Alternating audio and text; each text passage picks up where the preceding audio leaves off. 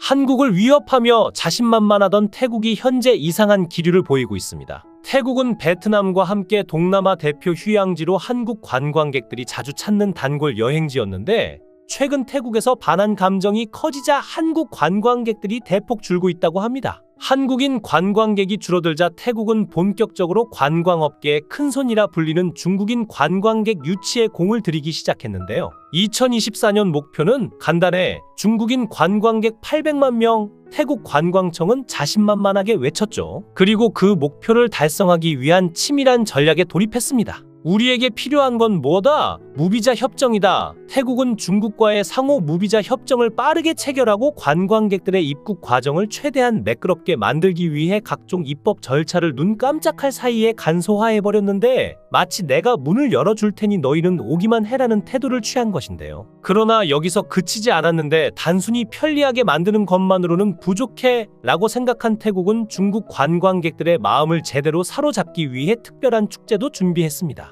이름하여 니하오 먼스 페스티벌. 이름만 들어도 중국인들이 좋아할 만한 요소가 가득 담긴 이 축제는 그야말로 중국 관광객 유치의 활용점정이었죠. 그리고 놀랍게도 이 전략은 대성공을 거둬 지난 4월부터 8월까지 단 5개월 동안 무려 300만 명이 넘는 중국인이 태국을 찾았지만 실질적으로 태국 경제에 전혀 도움이 되지 않은 채 민폐만 이어지고 있다는 소식이 전해졌습니다. 태국은 중국인들로 인해 지역 경제가 폭발적으로 성장할 것이라는 희망에 부풀었지만 그 기대는 한순간에 무너져 내렸는데 바로 제로 달러 투어의 등장 때문인데요. 처음에 태국 정부는 이게 무슨 뜻인지조차 제대로 몰랐고 그저 수많은 관광객이 오니 환호성부터 터져 나왔죠. 그러나 그 관광객들이 실제로 태국에서 얼마나 돈을 쓰고 있는지 지역 경제에 얼마나 기여하고 있는지 파악해보자 충격적인 사실이 드러났는데 중국인들은 태국에서 거의 돈을 쓸 일이 없었던 것입니다. 알고 보니 이 제로 달러 투어라는 것이 중국 여행사들이 초저가 항공권과 숙박 상품을 던져주고 나서는 그 다음부터는 태국에서 결탁한 중국계 업체들에서만 돈을 쓰도록 유도하는 교묘한 수법이었는데요. 예를 들어 관광객들은 태국의 아름다운 사원이나 유적지를 방문하고 나서 쇼핑은 중국인이 운영하는 면세점이나 기념품 상점에서만 합니다. 심지어 결제마저도 알리페이, 위챗페이 같은 중국의 모바일 결제 서비스로 처리되니 태국 경제엔 전혀 도움이 되지 않는 셈이었는데 돈은 태국에 와서 쓰지만 태국 땅에 떨어지지 않고 다시 중국으로 고스란히 빨려 들어가는 상황이 된 것인데요.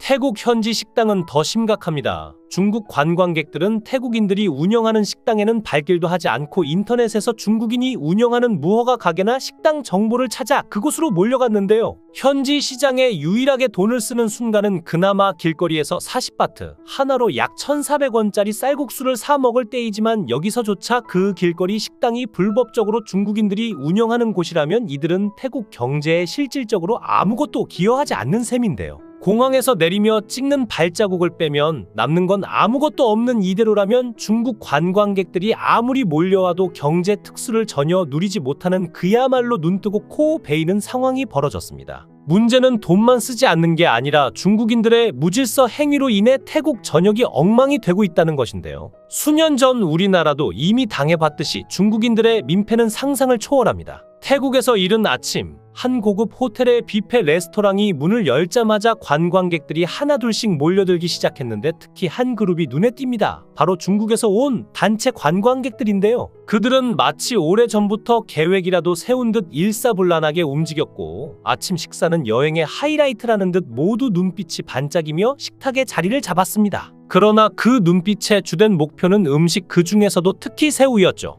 새우구이가 나온다. 이 말이 떨어지기 무섭게 뷔페 테이블로 좀비처럼 몰려드는 중국 관광객들. 마치 누가 새우 한 마리라도 더 가져가면 인생 최대의 손실이라도 본 듯 앞다투어 접시에 새우를 쌓아 올리기 시작했고 이 장면은 평온한 아침 뷔페가 순식간에 전쟁터로 변하는 광경을 연출했죠. 중국인들의 방식은 상상을 초월했는데 일반적으로 뷔페에서는 접시에 먹을 만큼만 음식을 담고 그것을 맛있게 즐기는 것이 관례이지만 여기서 그 일반적이라는 규칙은 통하지 않았습니다. 접시 위에 층층이 쌓인 새우들은 거의 피라미드에 가까웠고 몇몇 관광객들은 2개, 3개의 접시를 가져와 새우를 마치 트로피처럼 쌓아 올렸는데요. 그 장면을 지켜보던 다른 나라 관광객들은 놀라움과 황당함을 감추지 못했는데 저 새우들 정말 다 먹을까? 라는 의문이 머릿속을 스쳐갔지만 그 의문은 곧 사실로 밝혀졌습니다. 식사가 끝난 후 테이블을 돌아다니던 직원들은 경악을 금치 못했는데 잔반이 산처럼 쌓여 있었기 때문인데요.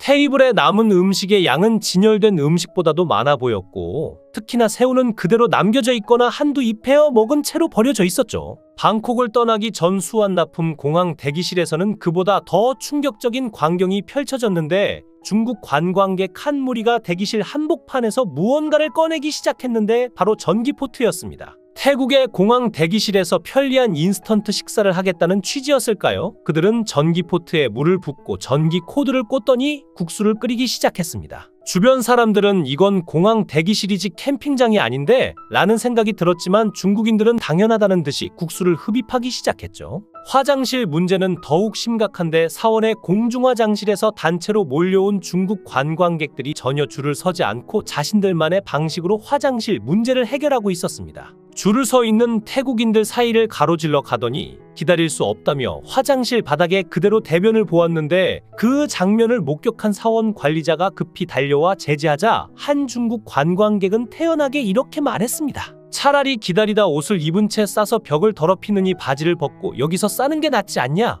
고래고래 소리를 지르며 오히려 정당성을 주장하는 그 모습에 관리자는 할 말을 잃었고, 여기가 혹시 야생동물 보호구역인가? 사람들은 의문을 품으며 그 자리를 떠나야만 했죠. 태국 방콕의 전철 안에서의 상황은 더욱 심각한데 중국인은 비둘기인가요? 중국에서 바리바리 싸운 해바라기 씨를 방콕 전철 바닥에 앉아 까먹기 바쁩니다. 더욱 심각한 사건이 전철에서 일어났는데 어느 날 방콕 전철 안에서 한 중국인 여성이 조용히 바닥에 앉았는데 주변 승객들은 그 여성이 아프거나 멀미를 하고 있다고 생각하며 도와주려 했죠. 그러나 이내 사람들이 본 것은 충격적인 광경이었는데 전철 바닥에 소변이 흐르기 시작했던 것입니다. 승객들은 경악하며 뒤로 물러섰지만 정작 그 여성은 아무렇지 않게 옷을 축혀 입고 태연하게 다음 역에서 내려버렸죠. 그 장면을 목격한 사람들은 한동안 할 말을 잃었고 전철 바닥은 마치 전쟁터처럼 아수라장이 되었는데요. 관광 명소에서도 중국인들의 추태는 이어집니다.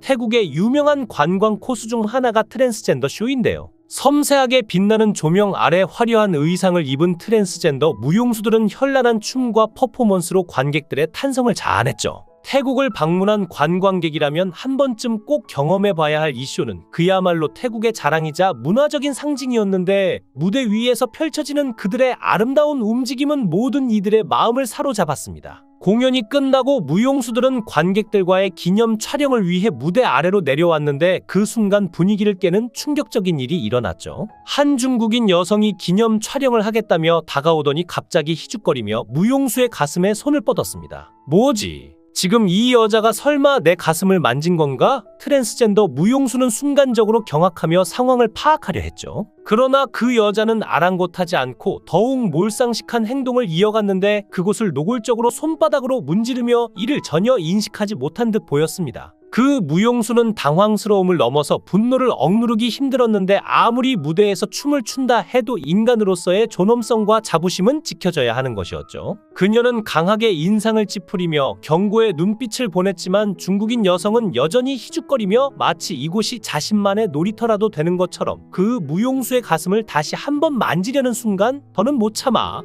결국 무용수는 그 여성의 손을 강하게 밀쳐냈습니다. 그리고 그녀를 주먹으로 밀어낸 후 거리를 두며 그 자리를 벗어나자 기념 촬영을 위해 다가온 다른 관광객들은 이 상황에 놀라며 어찌할 바를 몰라 했죠. 중국인들의 만행은 이뿐만이 아닌데 태국에서 구걸하는 중국인 원정 거지들이 발견되고 있습니다. 태국 매체 방콕포스트에 따르면 태국 이민국 측은 방콕에서 체포된 중국인 6명을 발표하며 그들이 말레이시아와 싱가포르에서도 국제적 구걸 활동을 벌인 것으로 드러났다고 밝혔는데요. 이 중국인들은 태국 거리에서 자신이 사실 한국인이라고 주장하며 사람들에게 나는 한국인이에요. 여권을 잃어버렸어요. 라고 말하며 외국인 관광객들의 동정을 샀다고 합니다. 그들은 태국에 관광 목적으로 왔다가 돈이 떨어져 어쩔 수 없이 구걸을 하게 되었다고 주장했는데 여행과 구걸을 두 마리 토끼로 생각했을지도 모릅니다. 여행도 하고 돈도 벌고 그들의 머릿속엔 이런 계산이 있었던 걸까요? 그러나 그들의 계획은 생각보다 빨리 끝이 나버렸는데 태국 이민국의 철저한 수사로 인해 이들이 말레이시아와 싱가포르에서도 이미 구걸을 했던 이력이 있는 국제구걸단 출신이라는 것이 밝혀졌죠. 정말 알면 알수록 이해하기 힘든 중국인들인데 더욱 심각한 문제는 세계인의 관광지였던 방콕이 민폐 중국인들로 인해 중국화되어가고 있다는 것인데요. 태국의 수도 방콕은 오랫동안 세계 각국의 관광객들이 사랑하는 매력적인 도시로 자리 잡아왔고 화려한 사원,